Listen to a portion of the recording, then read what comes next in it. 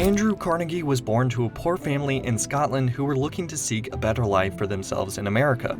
Little did they know just how far Andrew could go. From working in a factory at the age of 12 for just $1.20 per week, to taking advantage of every opportunity set out before him, eventually setting up the Carnegie Steel Corporation before becoming the wealthiest man in the world at the age of 64. From there, it was a race to give as much of it away as possible. In a time of industrialists vying for as much wealth as they could get their hands on, Andrew Carnegie was able to have an unprecedented rise to the top.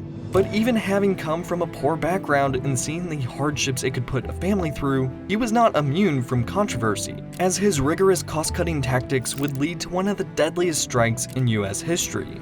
This is the story of Andrew Carnegie, and this is Learn Something New.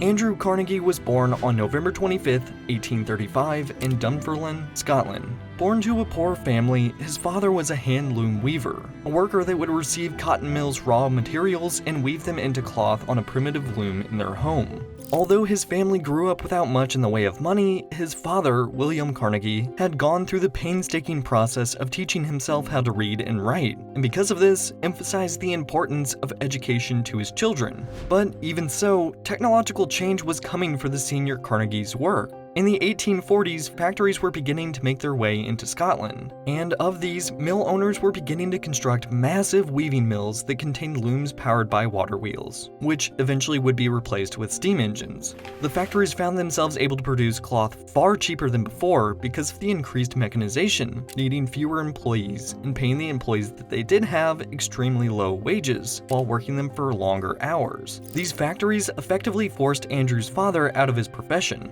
leaving him to seek out work across the ocean in America. The family sold nearly all of their possessions to afford tickets aboard for everyone, but it wasn't enough, needing to borrow an additional £20 from their friends. And so, in May of 1848, the family immigrated to the United States on a former whaling ship. From there, they made their way to Allegheny, Pennsylvania, where William Carnegie found work, somewhat ironically, in a cotton factory. While he ended up not being able to escape the factories after all, he did find a place of employment where his son, Andrew, could join him. While his father worked, 12-year-old Andrew was in the same building working as a bobbin boy for a pay of just $1.20 a week. But it seemed as though Andrew Carnegie adjusted well to living in America, writing back to his friends in Scotland about how much he liked America's democratic system while criticizing British institutions. Carnegie's self-education was spurred by Colonel James Anderson, a man who fought in the War of 1812, then later became a businessman in the Pittsburgh area. In the 10 years preceding his death in the 1850s, he opened up his personal library of 400 books to the working children of Allegheny, Pennsylvania. Carnegie would often come here with some of his friends and voraciously consume the knowledge those pages contained. And it wouldn't be long before his perseverance, curiosity, and attentiveness to the world around him began bringing the first opportunities for greatness.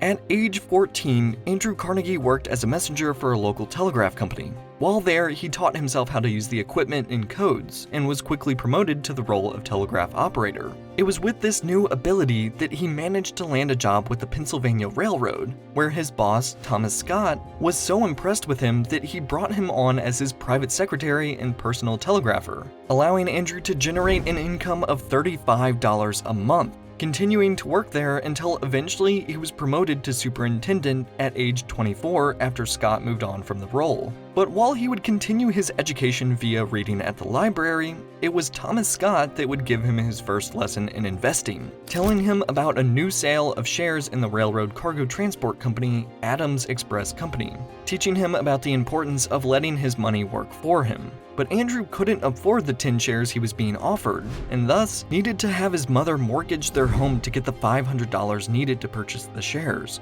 It was this inflection point that opened Carnegie to gain an interest in other business opportunities, including investing in some of the first American sleeping cars on railways, securing a loan to purchase the shares in the Woodruff Sleeping Car Company, By age 30, not only was he helping the Union at the start of the Civil War, helping to manage the rail logistics for the military, but also rapidly investing all of his money into the iron industry, which was seeing a boom from its use in railroads and for equipment throughout the Civil War. By the time the Civil War was over, he knew that he was meant for more than his current station, funding the Keystone Bridge Company in 1865, a company that solely focused on replacing the rickety wooden bridges of the time with stronger iron ones. In just 3 years, his annual income had surged to $50,000. And by 1868, at the age of 33, Carnegie was worth around $400,000. But so much wealth over such a short time span began to weigh on him, promising to himself that he would retire by the time he was 35 and dedicate his time and money toward a life of good works.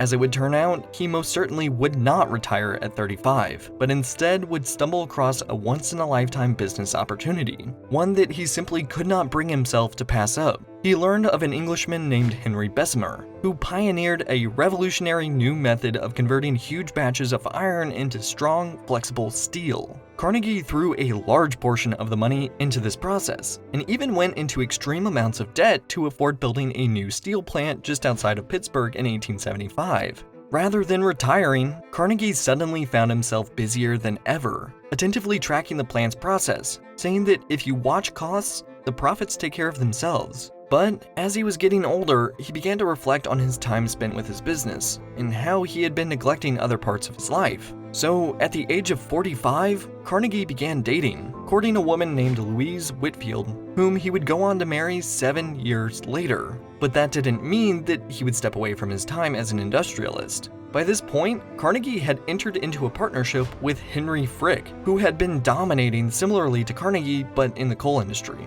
But it would seem as though the two men's values didn't always align, putting Carnegie in a tough situation. Unlike many other of the wealthiest businessmen at the time, Carnegie had been a vocal proponent for workers to unionize and protect their jobs. But his actions would make him out to be a hypocrite, as even he would often work employees for long hours daily with low wages. But it would all come to a head in 1892 when the Homestead Strike began in his main steel plant. Carnegie left mediation of the dispute in the hands of Frick, a known antagonist to the union movement. Frick told the workers that if they wouldn't take a pay cut, they wouldn't be allowed to make any money, locking them out of the building and hiring Pinkerton agents to beat the strikers. It resulted in a battle in which hundreds were injured and 10 men were killed.